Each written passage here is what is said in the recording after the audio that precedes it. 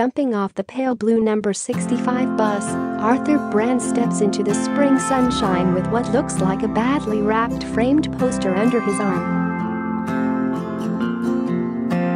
As the bus drives off in an unremarkable suburb of Amsterdam, the piece of art tucked under his arm flaps gently in the breeze.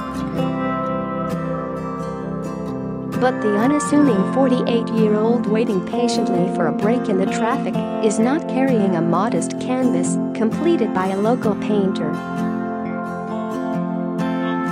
He is holding a Salvador Dali, worth £1.4 million, which he has just tracked down from the criminal underworld and is returning it to its rightful owner after it was stolen from the Dutch Scheringa Museum of Realist Art in Spanbroek at gunpoint in 2009. Share this article. Share. For Mr. Brand carries out a very specific type of work, unearthing priceless pieces of art which have been hidden, lost or stolen for years, decades or even centuries. Among his greatest finds are two bronze horse sculptures hidden by Hitler and always presumed destroyed, a 1,600-year-old Cypriot mosaic worth £10 million and countless Renoirs, Picassos, or Van Goghs. The private investigator's efforts have quite rightly earned him the sobriquet of Indiana Jones of the art world. In 2014, he found the world's most valuable Nazi haul of art, which included £4 million bronze horses, in a 2-year chase across Europe. Earlier this year he uncovered a 1,600-year-old stolen Cypriot St. Mark mosaic worth £10 million, which was by then inadvertently owned by a British couple. Now he has set his sights on Bristol City Council as he tries to wrest a Renoir painting from them and return it to its original owners. In an exclusive interview with Line at his home in Amsterdam, he describes in detail his methods which have seen him succeed where the authorities have failed. His techniques are unorthodox, low-key and increasingly successful, making him constantly in demand around the world. He is a patient man and spends years at a time searching for a single piece of art, crisscrossing the world in relentless pursuit of his target. When a piece of art is stolen, it invariably changes hands on the black market and the police investigate. After a period of about 2 years, once the police investigation has inevitably failed to infiltrate this criminal underworld, Arthur gets involved. I ask around and eventually I'll call someone and say that I hear they have a stolen Picasso or Van Gogh or a Jalempika or whatever it is in their possession, he says. They say that they have no idea what I'm talking about and put the phone down. Then I'm on to something. 3 days later they always call back.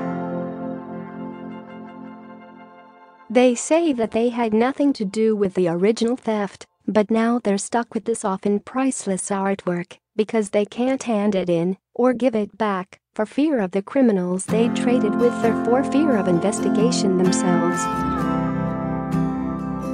So they trust me to return the artwork and protect everyone's privacy. I always stay within the law, and as long as no one gets hurt in the process, everyone's happy. Reflecting on his success, he tells Line, everyone thinks I'm like Indiana Jones, but I'm more like Inspector Clouseau. On the surface I'm a private detective who cracks the world's biggest art cases like uncovering Hitler's horses, but really I'm the biggest idiot in the world who always follows the wrong lead and suspects the wrong person before I finally crack it. I generally solve 80% of my cases, or I'm still working on them now.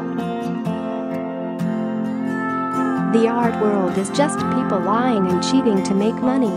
but I'm only interested in returning art to its natural home so that it can be enjoyed for future generations.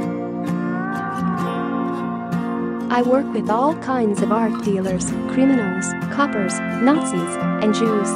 I'll hassle people until they talk to me, but I'm always honest, and I keep people's confidences so they know that they're better off dealing with me than anyone else.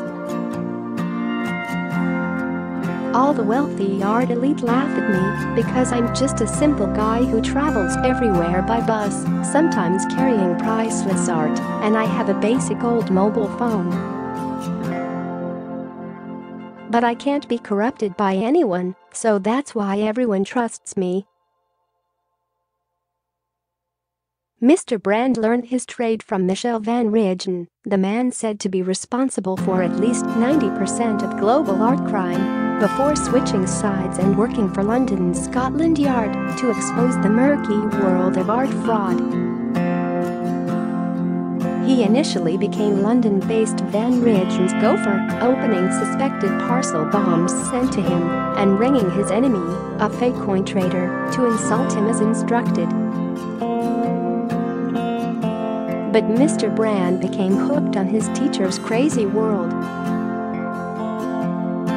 His first profile case came in 2006 when he helped reveal pieces of a suspected 1,700-year-old Gospel of Judas secretly being sold on the black market.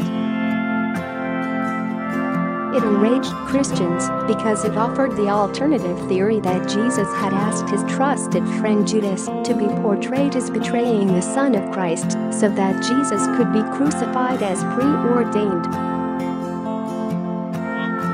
But Mr. Brand really hit the big time with the discovery of the two £3 million Joseph Thorak horse sculptures which were thought to have been destroyed.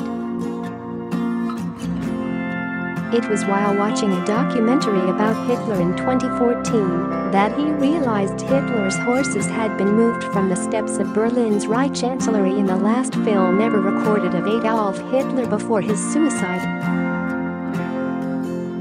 This meant that the horses which had held pride of place under Hitler's office balcony couldn't have been destroyed in the bombing of Berlin at the end of World War II as previously thought.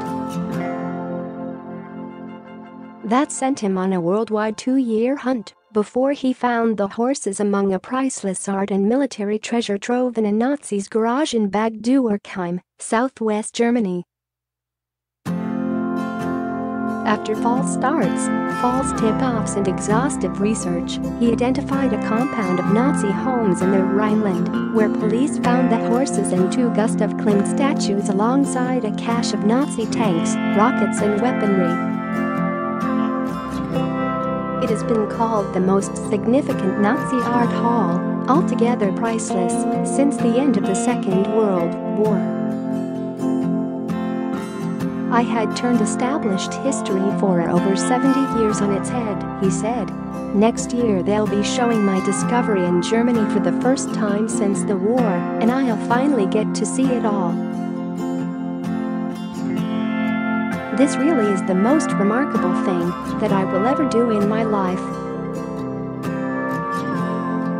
Mr. Brand hit another high this year alongside London antiquities trader William Veers, when after a 2-year search across Europe they uncovered the Cypriot, 1,600-year-old St. Mark mosaic worth £10 million and one of the last missing pieces of Byzantine art.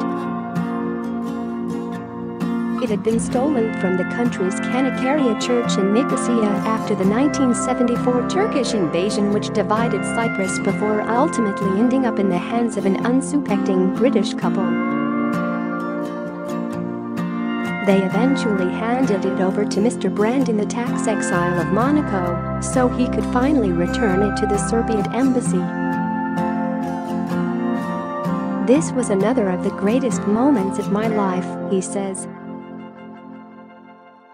This is truly one of the last outstanding pieces to be returned.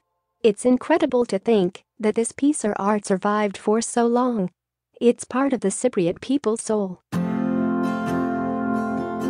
All I got for that pretty much was some pieces of the mosaic, a medal and a certificate. People around me get rich while I get certificates. But I don't care about making money. All I care about is having adventures, like Indiana Jones. That's what keeps me going. Now Mr. Bran has set his lofty sights on a distinctly British target. As Nazi war spoils have gradually been returned from collectors all over the world, there is one British institution holding out Bristol City Council. Renoir's The Coast of Cagney's was originally owned by Jacob and Rosa Oppenheimer of Maghreb art dealers until the Nazis banned them from being directors in 1933. It was then bought by an Austrian Jew who left it to Bristol Museum and Art Gallery on his death, who are refusing to accept it as a trophy of war. It's astonishing that art collectors all over the world have returned priceless artwork lost under Nazi occupation, yet Bristol City Council stands alone in refusing to return this Renoir to the Oppenheimers, despite the family being forced out of their art dealership and their business eventually going under, we say, as a result. Now they've hired me to set the record straight. I'm going to make so much noise on this, and I won't give up until that Renoir is back in the hands of the Oppenheimers where it belongs. I won't let Bristol Council get away with this.